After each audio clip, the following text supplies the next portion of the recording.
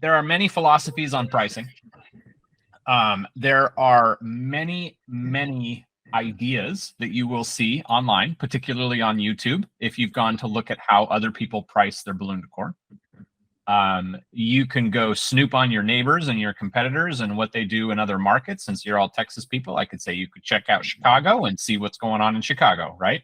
But I take a very practical approach to pricing, and it's based on what your expenses are, what your overhead is, and how much profit you want to make, and that's your price. And you don't need to look at your competitors, and you don't need to look at your market, because if your materials plus your overhead plus your profit doesn't make you happy and fulfilled, then it doesn't matter what anybody else in your market's charging. Now, you may find that you are the top, you're the most expensive in your market, and that might cause you to, that might cause consequences. The consequence might be that nobody hires you because you're so expensive.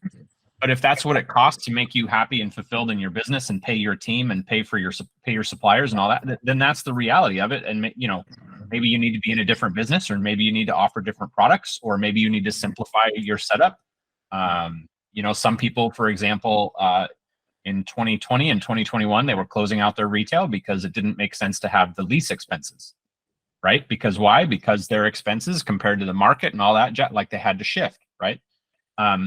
But pricing is, again, there's many versions you will hear. If we come back to pricing for the typical business, it's based on materials, labor, overhead, and profit.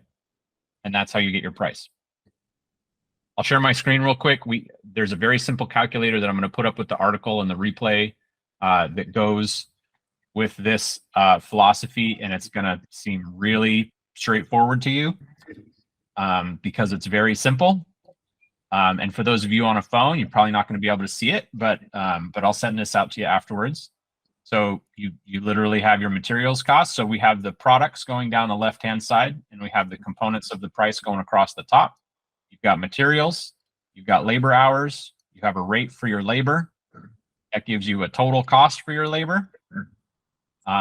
You have your overhead percentage. Overhead is things like payment processing, bookkeeping, taxes. What's the share? How much are you going to mark up your price to account for the costs that don't go with constructing a specific item? So that's your overhead. And then you have a profit markup. You could either do a profit markup as a flat amount, or you could do a percentage, and that gives you a retail price.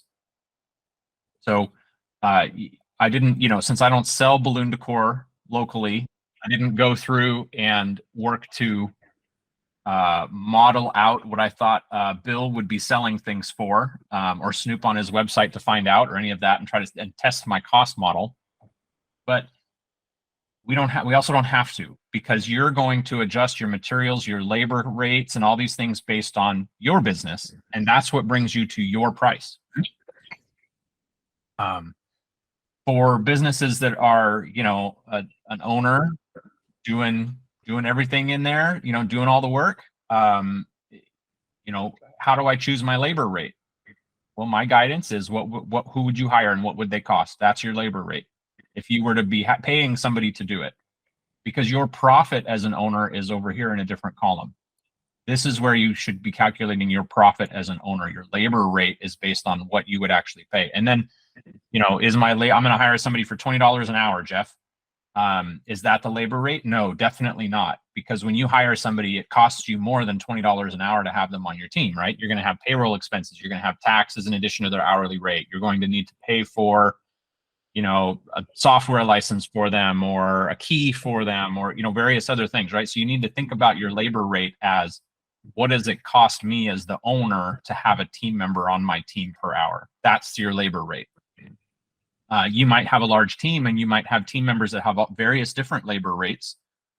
You might have, some people at minimum wage in your market. You might have some really experienced people who are making a lot more. My guidance in that case is to focus on the labor rate when it comes to your operation, your team that's actually hands-on building product. Because the other stuff, if you have, marketing team member, if you've got front office or sales, those are going to be accounted for over in your overhead category. Okay, So you can look at, there's a couple examples in here of tabs in this document. This, I have a flat overhead one where we're just saying it's the overhead is $25 on this particular arch. I've got a percentage option, and then when you guys see this later, there's definitions over here on the right hand side. So it's explaining what exactly materials are, what exactly labor hours are. A note on here, often you're going to be doing the installation. So where do you put your installation costs? Is that part of calculating delivery? Is your delivery really delivery and installation, or is it just the delivery? The way I would guide you to do it is to put installation. If you know what the standard amount of time it is and the materials it is to install a particular item, that should be built right in here. If you need to separate that out into other columns so you can mentally keep that clear, yeah, go for it.